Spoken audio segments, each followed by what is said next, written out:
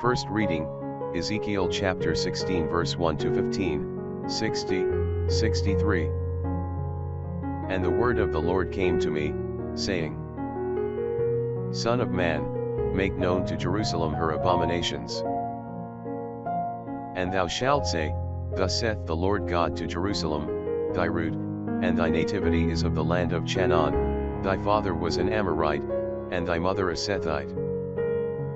And when thou wast born, in the day of thy nativity thy navel was not cut, neither wast thou washed with water for thy health, nor salted with salt, nor swaddled with clouts. No eye had pity on thee to do any of these things for thee, out of compassion to thee, but thou wast cast out upon the face of the earth in the abjection of thy soul, in the day that thou wast born. And passing by thee, I saw that thou wast trodden under foot in thy own blood. And I said to thee when thou wast in thy blood, Live, I have said to thee, Live in thy blood. I caused thee to multiply as the bud of the field, and thou didst increase and grow great, and advanced, and camest to woman's ornament, thy breasts were fashioned, and thy hair grew. And thou wast naked, and full of confusion. And I passed by thee, and saw thee, and behold thy time was the time of lovers, and I spread my garment over thee, and covered thy ignominy.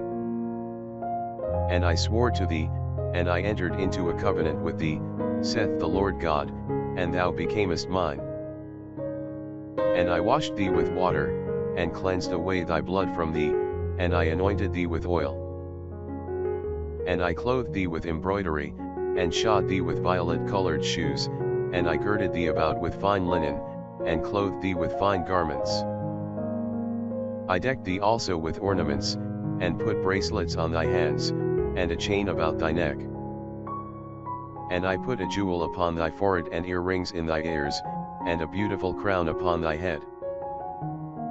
And thou wast adorned with gold, and silver, and wast clothed with fine linen, and embroidered work, and many colors, thou didst eat fine flour, and honey, and oil, and wast made exceeding beautiful. And wast advanced to be a queen. And thy renown went forth among the nations for thy beauty, for thou wast perfect through my beauty, which I had put upon thee, saith the Lord God. But trusting in thy beauty, thou playedst the harlot because of thy renown, and thou hast prostituted thyself to every passenger, to be his. And I will remember my covenant with thee in the days of thy youth, and I will establish with thee an everlasting covenant. That thou mayest remember, and be confounded, and mayest no more open thy mouth because of thy confusion, when I shall be pacified toward thee for all that thou hast done, saith the Lord God. Psalm, Isaiah chapter 12 verse 2 to 6. Behold, God is my Savior, I will deal confidently, and will not fear, O because the Lord is my strength, and my praise, and he is become my salvation. You shall draw waters with joy out of the Saviour's fountains. And you shall say in that day, Praise ye the Lord, and call upon his name, make his works known among the people, remember that his name is high. Sing ye to the Lord, for he hath done great things, shew this forth in all the earth. Rejoice, and praise, O thou habitation of Zion, for great is he that is in the midst of thee, the Holy One of Israel. Gospel, Matthew chapter 19 verse 3 to 12. And there came to him the Pharisees tempting him, and saying, Is it lawful for a man to put away his wife for every cause? Who answering, said to them, Have ye not read, that he who made man from the beginning, made them male and female?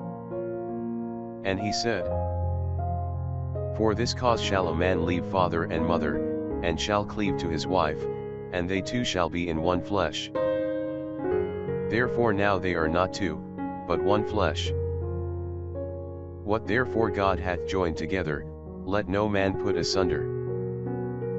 They say to him, Why then did Moses command to give a bill of divorce, and to put away? He saith to them, Because Moses by reason of the hardness of your heart permitted you to put away your wives, but from the beginning it was not so. And I say to you, that whosoever shall put away his wife, except it be for fornication, and shall marry another, committeth adultery. And he that shall marry her that is put away, committeth adultery. His disciples say unto him, If the case of a man with his wife be so, it is not expedient to marry. Who said to them, All men take not this word, but they to whom it is given. For there are eunuchs, who were born so from their mother's womb, and there are eunuchs, who were made so by men, and there are eunuchs, who have made themselves eunuchs for the kingdom of heaven. He that can take, let him take it.